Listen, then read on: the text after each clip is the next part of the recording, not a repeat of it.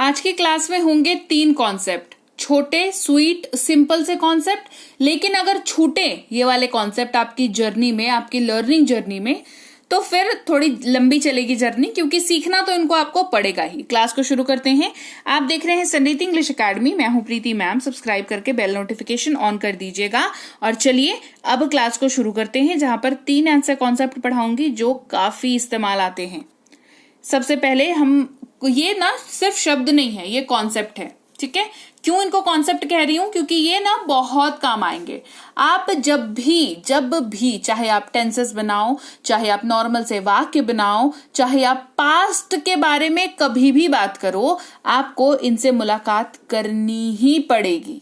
ये है महत्व इन तीनों शब्दों का। सबसे पहला जो शब्द है वो हमारा है वॉज। सबसे पहले तो बोलते ही इसको अलग तरीके से है, एस लगा हुआ है, वॉस नहीं बोलते हैं, वॉज बोलते हैं, ठीक है। थोड़ा मतलब अपना थोड़ा सा रेपुटेशन जो है ये शब्द अपना बना के चलता है, वॉज, ठीक है।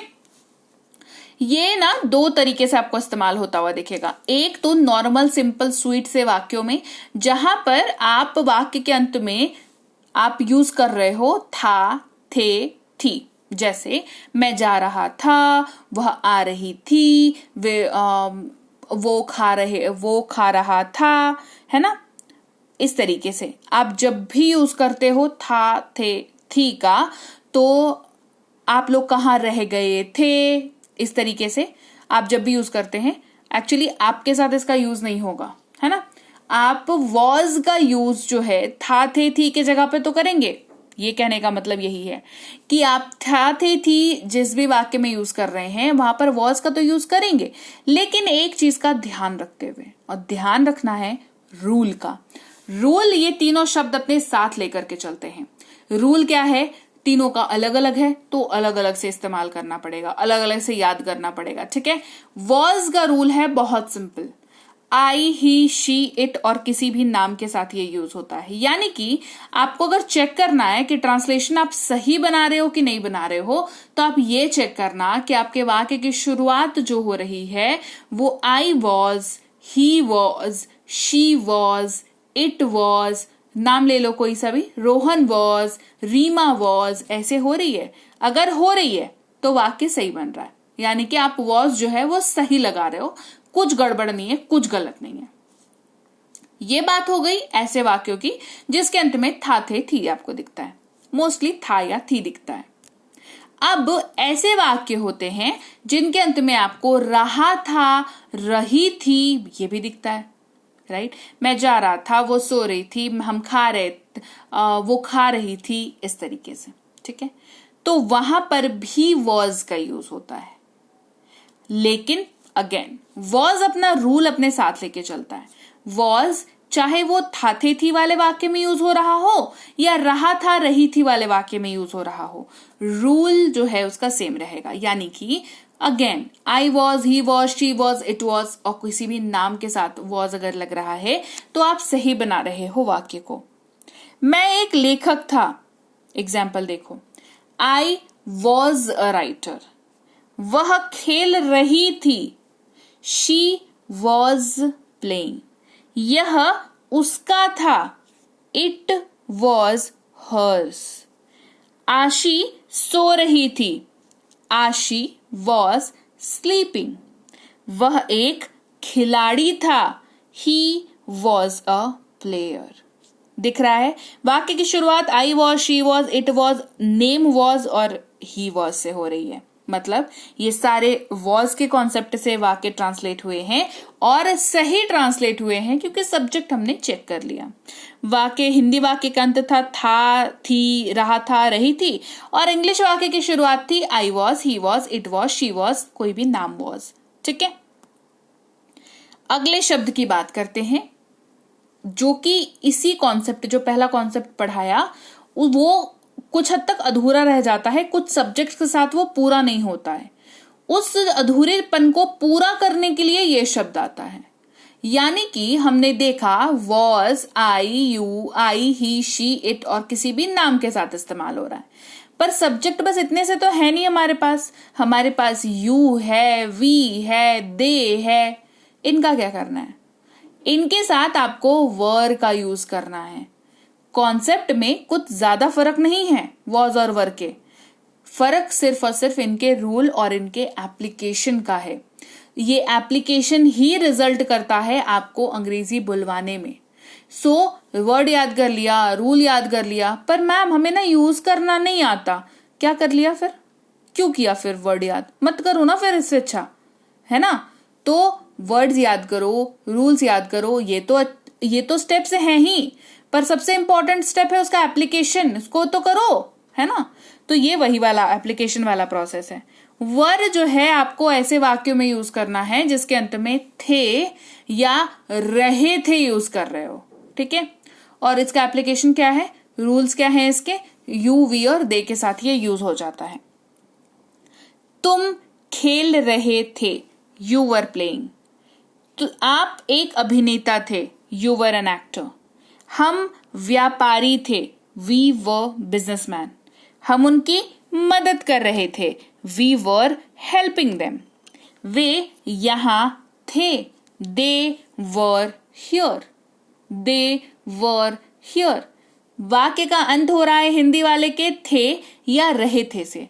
अंग्रेजी वाले वाक्य की शुरुआत हो रही है you were, we were, they were, एस करके, है ना। तो आई बात समझ, वर का कॉन्सेप्ट हो गया क्लियर।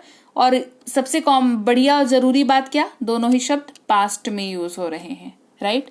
तीसरे शब्द की ओर चलते हैं, ये भी पास्ट का वर्ड है, लेकिन ये पहले दो जो शब्द यूज हो रहे हैं उनसे अलग है, क्योंकि इसका एप्लीकेशंस अलग है। पास्ट का जरूर है ये, पर उपाय इसके अलग अलग हैं, इस्तेमाल इसके अलग हैं। इसके इस्तेमाल तो सबसे पहले दो हैं, एक मेन वर्ब और एक हेल्पिंग वर्ब। मेन वर्ब जहां पर ये मुख्य क्रिया, मतलब वाक्य का सबसे ज्यादा अटेंशन इसी के ऊपर होता है, और हेल्पिंग वर्ब मतलब जहां पर ये चुपचाप से खड़े होकर के ना वाक्य को सहारा देता है कि हाँ भाई बन ले, है ना, वाक्य भैया बन जाओ तुम। लेकिन ये हट गए, ये इनका सहारा हटा, वाक्य धड़ाम, नहीं बनेगा वाक्य। तो ये काफी इंपॉर्टेंट वर्ड है, पास्ट में ही यूज होता है। जब मेन वर्ब के तौर पर यूज होता है तो वाक्य में पास था होना चाहिए, हिंदी वाले वाक्य में, है ना। सबसे बढ़िया बात इस शब्द की क्या है कि ये सबके साथ इस्तेमाल होता है। यानी कि अगर आपके हिंदी वाक्य में पास था दिख रहा है आपको, तो अंग्रेजी जब कन्वर्ट करो तो कोई टेंशन ही नहीं है कि आई के साथ लगे, कि यू के साथ लगे, कि ही के साथ लगे, किसी के साथ भी लगा लो। I had, you had, we had, they had, he had, she had, name कोई भी नाम ले लो, रीमा हैड, रोहन हैड, कोई सा भी नाम ले लो, कोई इशू नहीं है, सबके साथ लग जाएगा, ठीक है। ये सबसे बेस्ट बात है इस वर्ड की। तो चलो, ये मेन वर्ब के तौर पर जब इस्तेमाल हो, पास था हिंदी वाक्य में होना चाहिए। इस्तेमाल देखो, उनके पास एक कार था, they had a car. Anik के पास एक मोबाइल था, अनिक हैड अ मोबाइल। मेरे पास एक किताब था, आई हैड अ बुक। हमारे पास एक पेंसिल थी, we had a pencil. Rahul के पास एक कुत्ता था, राहुल हैड अ डॉग। वहीं पर जब हैड हेल्पिंग वर्ब, यहां पर देखो हमने क्या देखा, हर हिंदी वाक्य में पास था, पास था, पास था, पास था आपको दिख रहा है। इंग्लिश में आपको I had, you had, we had, they had दिख रहा है। क्लियर। हैड जब हेल्पिंग वर्ब के तौर पर यूज हो रहा है तो यहां क्या बताया था, हेल्पिंग नेचर हो जाता है इसका, हेल्प करता है वाक्य को खड़े रहने में। हेल्प नहीं करेगा वाक्य क्या हो जाएगा, गिर जाएगा, धड़ाम हो जाएगा, वाक्य नहीं बनेगा, ठीक है। तो कैसा है, सीधे सीधे कोई मतलब नहीं दिखेगा, लेकिन होगा बहुत जरूरी। वह खा चुकी थी, शी हैड ईटन। वह पढ़ाई कर चुका था, ही हैड स्टडीड। मैं वहां गया था, I had gone there. Anik खा चुका था, अनिक हैड ईटन। रीता खाना पका चुकी थी, Rita had cooked the food. हर एक वाक्य में आपको थी मतलब पास्ट की झलक तो नजर आ रही है ना, था, थी, ये सब देख करके। और अंग्रेजी में Rita had, she had, he had, I had, ये सब दिख रहा है। अब बताओ, हिंदी वाले वाक्य में को अगर इन सारे हिंदी वाक्य को इंग्लिश में कन्वर्ट करोगे और आपके पास हैड नहीं होगा तो कैसे करोगे, नहीं कर पाओगे। और ये क्या विदेश से आए हुए वाक्य तो है नहीं, नॉर्मल से हमारे घर पे बोले जाने वाले वाक्य हैं, घर, ऑफिस, कहीं पे बात करो, यही सारी बातें तो करते हैं। हैड नहीं रहेगा, वाक्य नहीं बनेगा, वाक्य नहीं बनेगा, अंग्रेजी बोलने का सपना सपना रह जाएगा। सपने को सपने नहीं रखते हैं, है ना। सपना देखा है तो पूरा करने, सपना आपने देखा ना, पूरा करने की हिम्मत भी रखो ना भाई, है ना। मैं तो हुई। तो लीजिए भाई, ये थी आज की क्लास। तो क्लास अगर आप यहाँ तक देख रहे हैं, इसका मतलब है कि आप बहुत सीरियस हैं अंग्रेजी बोलने को लेकर के, और यकीन मानिए ये क्लास आपके बहुत काम आएगी अंग्रेजी बोलने को लेकर के। तो क्लास कैसी लगी कमेंट करके मुझे जरूर बता दीजिएगा। क्लास को लाइक और शेयर तो आपने कर ही दिया होगा। आप देख रहे हैं संरीति इंग्लिश अकेडमी, मैं हूं प्रीति मैम। सब्सक्राइब करके बेल नोटिफिकेशन भी फटाफट से ऑन कर दीजिए। इसके अलावा हमारी जो ऐप है संरीति इंग्लिश अकेडमी, सेम नाम से ऐप है, वहां पर आपको बेसिक से प्रो स्पोकन इंग्लिश का कोर्स, इंग्लिश राइटिंग का कोर्स जिसमें आप अंग्रेजी लिखना सीखते हैं, इंग्लिश ग्रामर का कोर्स, इंग्लिश रीडिंग का कोर्स आपको मिल जाएगा ऐप पर। इसके अलावा अंग्रेजी पढ़ने में अगर दिक्कत आती है, स्पेलिंग्स में दिक्कत आती है, तो ये अंग्रेजी पढ़ने का रामबाण ट्रिक, ये जो किताब है ये अमेजॉन पर अवेलेबल है।